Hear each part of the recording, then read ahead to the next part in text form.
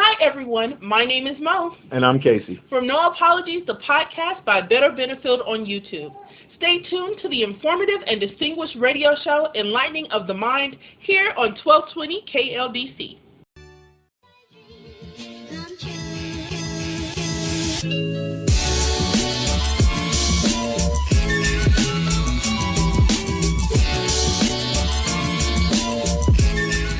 Welcome to Enlightening the Mind, a weekly talk show that deals with issues and topics that affect and shape how we live our lives. Now, without further ado, here's the host of Enlightening the Mind, Stacey Royale.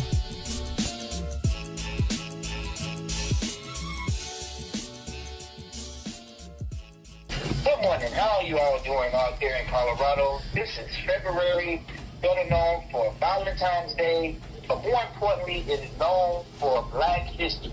This is the month of the year that we take our time out to celebrate all of the Black achievement that has happened all over the world in the history of America. The funny thing is, we put all of the Black accomplishments in history in 3 days. My question to you guys is simply this. Should we be celebrating Black history in the first place? And before I get to that, I do want to welcome you guys. I want to thank you guys for tuning in. This is the celebration of Black history, but I do want to ask that question. I'm going to ask my panelists. I also want you, our listeners, to be thoughtful and mindful of this. Is this a useless month where we're celebrating accomplishments which should not just be singular to Black American history, but it is American history? To bring on to this and talk about this, I want to bring in my panel. Jeff, I want to start with you because I think you had an interesting take on this, and I'm going to just kick it.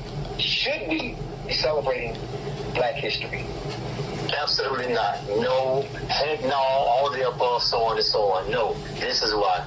It's like throwing a huge pacifier to Black people in America, like saying, hey, we're going to give you little crumbs, here you go, stop whining, here you go. Yeah, it's a nice little start, acknowledge, our achievements and accomplishments, but no, because it shouldn't be given to us by people who want to regulate it and appoint it at their discretion based on what they like and what they think is okay. No, okay, they started it, now get out the way, let us deal with it how we want to deal with it. Morgan Freeman said it best when he was asked about Black History Month. He agreed, no.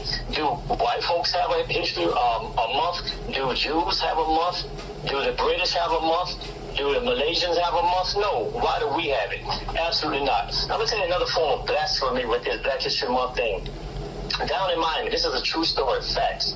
The Miami-Dade County Police Department has painted their police cars in reference and acknowledgement of Black History Month. Their cars are painted acknowledging Black History Month. It is a fact. To me, look at the irony of that. You got the people who brutalize Black people have the audacity to paint their cars in their mind to commend and acknowledge Black History Month. No, it's a disgrace. They need to get out the way of it and let Blacks, we acknowledge ourselves as we are, as we should be acknowledged in this country to our likings and discretion, not based on what they think we should get, how we should get it, when we should get it, and for what period of time we should get it. Okay, so let me jump in on that with Jeff. I'm right with Jeff on that. We don't need Black History Month because Black history is American history. The acknowledgement of it, cool, but just like Jeff said, it is a pacifier. But if we're dealing with Black history, we need the information to be pushed out as well, not just wearing kente shirts and singing Kumbaya. I feel like the CRT is a huge thing going on in the education system, especially Florida, just like they have the gall to paint a car, but yet they want to burn our books. When we were enslaved, it was illegal to read, and now it's free to read, but it's illegal to read about slavery. D.L. Hughley said it best. My thing is this: if we're going to talk about American history all year round, we got to include Black people. If we're going to talk about Black history one time a year, we got to make sure we push the envelope on what we're teaching, if we're teaching anything. Well, see, I disagree with you and Jeff, and I'm going to tell you why. On the couch. Well, that's fine. The good thing about it is we got a couch and a love seat, so I got two places to sleep. So that's fine. My problem is that when you look at the way history is taught in this country, They have no problem telling us about the Trail of Tears. You can ask Terry about that. They have no problem telling us about the Holocaust. They have no problem telling us about anything they made. They tell us about the potato famine. They tell us about all these things other races. They omit us from history on purpose. This is done so that they can keep us at a position of being oppressed. So the only time, I agree with Jeff, the tokenism, we don't need that. But we definitely need Black History Month because it allows us the opportunity to not only talk about our history, it allows us to discuss American history and how it really affected us. I am tired of the only thing kids are learning about is Rosa Parks sat on a bus and Martin Luther King Jr. had a dream. There is so much more to us. And this month allows us to, if you allow schools to use this, because they're already trying to get rid of CRT, if you allow schools to use Black History Month as 1 month to really educate, not just Black children, not just white children or any children in a school, on Black history and what we really accomplished in this country, then we wouldn't have such a hard time with the CRT. Well, let me ask this question. So you disagree with DeSantis? You know who that is, correct? Absolutely. Governor of Florida. Yeah. Okay, you disagree with him getting rid of Black history out of schools? Listen, I told you last week on the show, Chris, not only I disagree with DeSantis, but I think it's asinine for Sarah Huckabee Sanders to say one of the greatest accomplishments that she saw her father do was standing with President Bill Clinton and let the Arkansas 9 into a school that they couldn't get into in the 60s. But her first order of business as the youngest female governor in the country is to remove CRT. So DeSantis is going to burn every book with Black people in it. So you better grab your Bibles. Go ahead, Jeff. Go ahead. Let me He's not trying to remove Black history out of schools. He's trying to stop, to be specific, advance Black history. He don't want. My belief is this: the reason he's vetoing it is because he don't want the young blacks to become what they call hostile. In their mind, the words they use: hostile, tyrannical, frustrated, aggravated, knowing the true history. The term is woke. They don't know about Fred Hampton. They don't want us to know about Malcolm.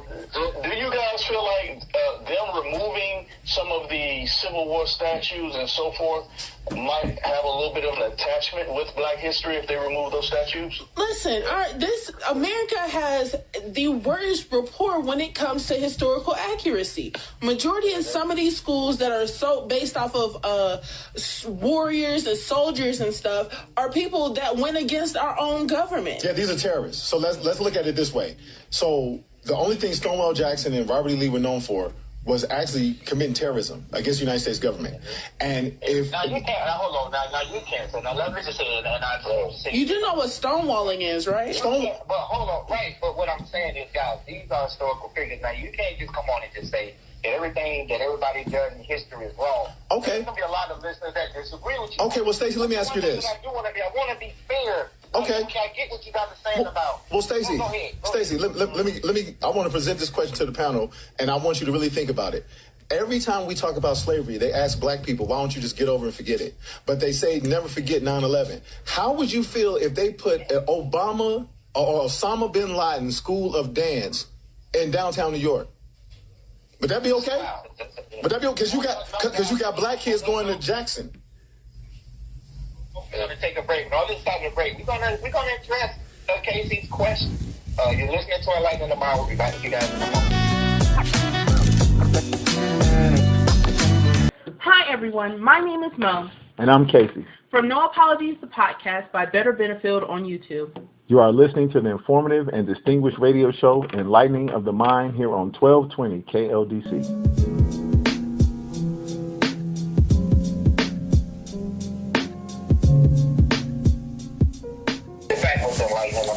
And this week we're discussing Black History Month. This is the month that everyone set aside to cover Black history, and we at Enlightening the Mind are going to cover it as well. Before we get back to the show, I want to give you guys the Wikipedia version of actually what Black history is. We all heard of Black history, but we actually know what Black History Month is?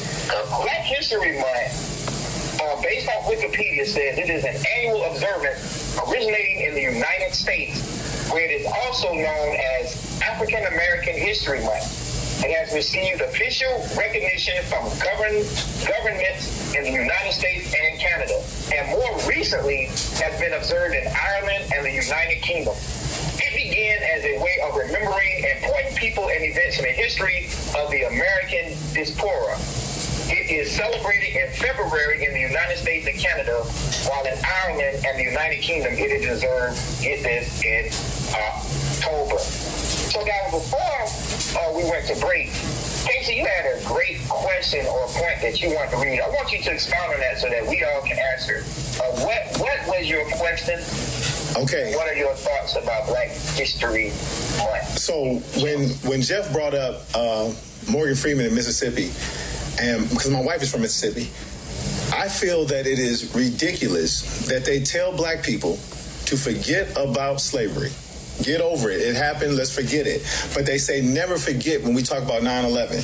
So we have black children in the South going to schools named after Robert E. Lee, Stonewall Jackson, basically terrorists to this country. But you do not have an Osama bin Laden school of dance in downtown New York. Good point. Good point. I like that, Casey. That's a good one. Hey, now I do agree. We should never forget about slavery. It should be at the forefront of our mindset. But I want to get everybody to focus on this. All these good points we're making, all the conflict and contrast and good points we're making, I call it a residue of the grand experiment. And y'all know what that grand experiment is? We have this government gave us the Civil Rights Law implementation in 1964. It is a contract set to expire. They're conducting an experiment on this so-called facade of freedom they've given us. It's a renewed contract. People don't know these facts. President Bush, the son, renewed the contract before he left office. He renewed the contract with another set expiration date. The Civil Rights Act. Our civil rights is a contract. People don't know that. We're not us, black people. The civil rights that was signed into law. I know about the said contract. Yeah, it was signed into law. Hold on. It was signed into law. Explain. Okay, but don't throw that there. First of all, for our listeners, I want to understand, because they say, what are you guys talking about? It sounds okay. You just said a bunch like a bunch of angry. No, fact. Good point. Here's the clarity. In 1964, L.B. Johnson signed the Civil Rights Act into law in 1964. It was set to expire. Before it expired, President Bush, the son, renewed the contract. The renewed contract also has an expiration date. It proves we are not free like we think we are free. This facade of freedom is just a grand experiment for them to see how we're going to conduct ourselves over the next 10, 20, 30, 40 years. Why do we have such a contract on our heads if we are free? We're not. We were never given freedom. Because, listen, when it comes to America, they say, give me liberty, give me death. They say, justice for all. They say, let freedom ring. But when have they ever said, for the freedom of the people? It says we the people, and then even in the Constitution itself, we are still written as percentages and not as people. Well, I can sum that up. I can sum that up for you guys. Real simple. Just please go listen to the third verse of the national anthem. Yes. And then you will know why Colin Kaepernick and no black man should ever stand up for it. Because in the national anthem, it says they'll never let the slaves go free. The third stanza. Sure. Well, you guys, go ahead. Go ahead, Chris. Get your point out, man. I want you to get your point out. Expound, please. You guys know that the biggest trick in this country is getting an enslaved people to feel like that they are living in a free world and that they are free, but it's a false sense of freedom. Absolutely. It's one of the biggest tricks in the world, same as the monetary system. How did Black History? I got two questions for you guys. And you guys will always make me look like I'm the bad guy. That's why I'm listening so much, because I'm the only one saying it. But let's do deep back. They don't hate you. I got two questions for y'all. Okay, I got two questions for you.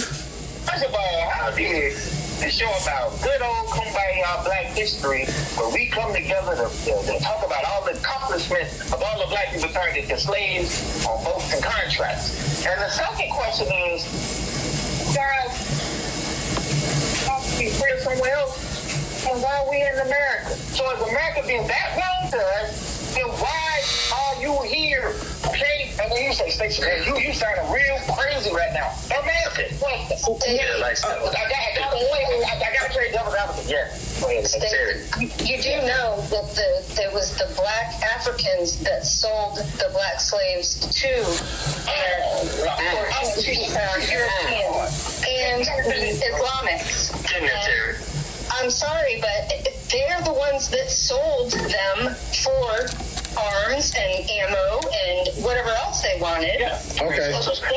She's referring to Okay. I'm sorry, but you guys actually get more benefits, and we, white people, are now the minority, or very soon will be. Well, Terry. You get more money for education, you get free food, you get free housing, you get all kinds of housing. Well, wait a minute. Hold on. Wait a minute. I went to college, and I just moved here, didn't have any income, didn't have any savings or anything, and so I worked for financial aid. They told me I'm in the wrong, I'm in the wrong place. Like, I'm not the right color. Well, I'm gonna tell you this, Terry. And that is... Well, Terry. Let me tell you. I'm not better off than you. Well, Terry, you said a lot of stuff, so let me address those things in order. Yeah, so let me address those things in order. So number one, look at the numbers, Terry. White people are the most people receiving entitlements in this country. We're talking about welfare and housing. That's white people. That's number one. The number two, when you say that you went to school, the fact that we had to start HBCUs because you guys didn't even let us go to universities to go to schools. That's number two. So number three, when you say that they sold them into slavery, well, servitude and slavery was two different things. This is the only country that has slaves. Hey, hold on. I don't mean to cut you off, guys. I want to come back. Another fact is, I'm going to let you hammer that point. You're going to talk about why the blacks sold blacks into slavery. We definitely going to get into that on the other side of this break. You're listening to Enlightening the Mind. We'll be back to you guys in a moment.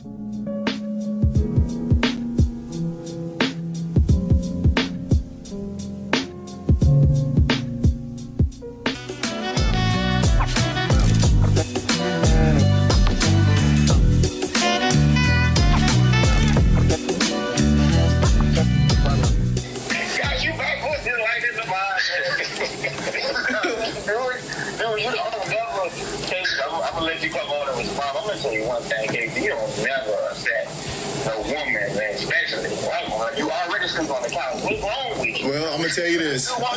Well, let me respond, because I mean, this show was really great. We had a woman presence, and I'm sorry that after this, Terry will probably no longer be with us. It's the end of her career in radio. So let me explain this to her. The fact that Terry accuses black people of taking entitlements and welfare. The welfare system was invented by the Black Panthers to help black people. And what did white people come and do? They stole it, as they always do. Terry's take on about her not being able to, look it up, Terry. So Fred Hampton, the chairman of the Black Panther Party, invented welfare. That's what it was for, is to help black families and underprivileged. And your people came in and stole it. And now, if you look at our people, I don't know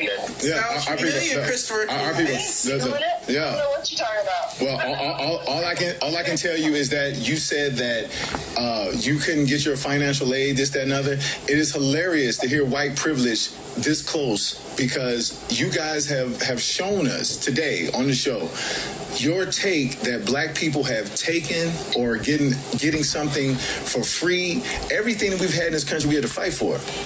And sometimes we lost. We're still losing, but we're still in the fight. The reason we have this show, The Enlightening of the Mind, is to actually progress this fight and to help us. We do need good white people. There's no doubt about that. But the mentality has to change. The mentality has to change. Sure. Why does there have to be division between the blacks and the whites? I mean, there's... You would have to get but you would have to get a mirror to answer that question. Okay. Let me ask you a question. One thing we do have, and I have to disagree with you. You keep talking about we don't have something. We do have something. We have Black History Month. So, we do have Wait a minute. Okay, we got Black History. And Stacey, see, this is exactly why, Stacey. Listen, Stacey. See, it's comments like that, Stacey, which have led to the other comments. So what I'm going to do is I'm going to turn over to my wife, and I'm going to let Mo, because the good thing about being on this show, we've allowed this to be shown on listened to on our podcast, and we had a couple of listeners call in. So I'm going to let you hear, Stacey, how they feel about the take sometimes, or the things you say. Like you say, we have something. We have Black History Month. So, baby, if you would. Well, listen, since Better Benfield has been on Lightning of the Mind, we've had our viewers, your viewers. We've definitely been pushing it on our platform. And Omar Abdullah, one of our faithful listeners, reached out with his comment from the first session we did with you guys. It says, man, the host Stacey Royale was terrible. He made light of Tyree beating and couldn't get the number of the officers right. Then compare reparations to food stamps. Like Terry. Do he understand by the number of whites to blacks in America, whites dominate the welfare system, and also some of the biggest companies are receivers of welfare? Terry? Let me respond to Mr. Omar. First of all, we do appreciate you listening. We want your continued support. Definitely love you supporting, listening to Better Benfield, and also to Lightning Mike Well. But I do want to address a couple of things. First of all, if our listeners would listen, instead of assuming listening to everything I said, first of all, as far as the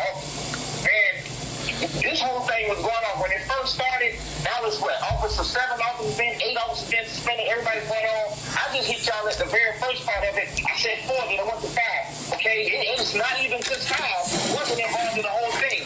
So I wasn't really off because everybody was off. It just so happened. And yes, okay, I'll give you that one. You want to listen to that. Also, the other part I want to do, and I want to say he's talking about food stamps as opposed to reparations. What I was basically saying, and you can go back and listen to the show, was talking about reparations as opposed to food stamps. I was saying maybe someone could come back and say, we do give you guys reparations because we give you food stamps. That wasn't me saying that we give reparations in the form of food stamps. So listen before you respond and hear 1 or 2 words explain and then want to run with that. Well, Stacey, one thing I can say is for you to bring up Wikipedia as your credibility to figure out what Black History Month is, I really have to stand against that. Yeah. Right, wicked poo-poo. Wicked poo-poo.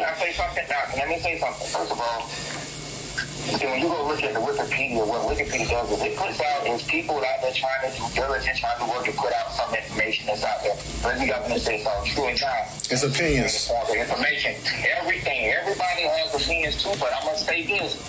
Knowledge can come from anything. Anybody can give you knowledge. A child can say something and you get knowledge. Yeah, you can learn. You can learn from a fool. So there is facts. Exactly. So there is facts. Facts out there and everything that you Wait. some knowledge. Wikipedia is not all bad. Yeah, but you gotta pick through there. Well, let me give you guys a positive comment on the show. One of our listeners said, hey, I listened to the show today. That dude, Chris Gemini, he really came with it. He seems to understand that this government is not really for us, because how can you have a government that says united when it starts with a 2-party system? Gemini, good point. That's a good point.